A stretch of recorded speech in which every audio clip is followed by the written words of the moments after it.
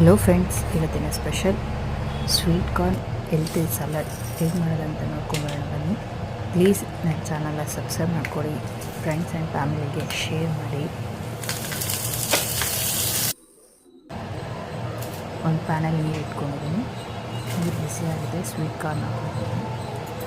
ಒಂದೆರಡು ನಿಮಿಷ ಬೇಯಿಸ್ಕೊಳ್ಳೋಣ ಇದನ್ನು. ಇದು ಇವಾಗ ಬೆಂದಿದೆ ಸ್ವೀಟ್ ಕಾರ್ನು. ಒಂದು ಬೌಲಿಗೆ ಹಾಕ್ಕೊಂಡಿದ್ದೀನಿ. ದಾಳಿಂಬೆ ಹಣ್ಣು, ಸಣ್ಣದಾಗಿ ಹೆಚ್ಚಿರೋ ಹಸಿಮೆಣಸಿನ್ಕಾಯಿ, ಕೊತ್ತಂಬರಿ ಸೊಪ್ಪು,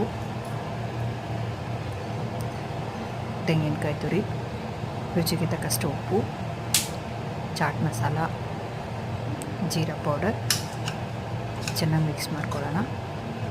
ಹೆಲ್ತಿಗೂ ಕೂಡ ಒಳ್ಳೆಯದು, ಡಯಟ್ ಮಾಡೋರಿಗೂ ತುಂಬ ಒಳ್ಳೆಯದು. ಒಂದ್ಸರಿ ಟ್ರೈ ಮಾಡಿ.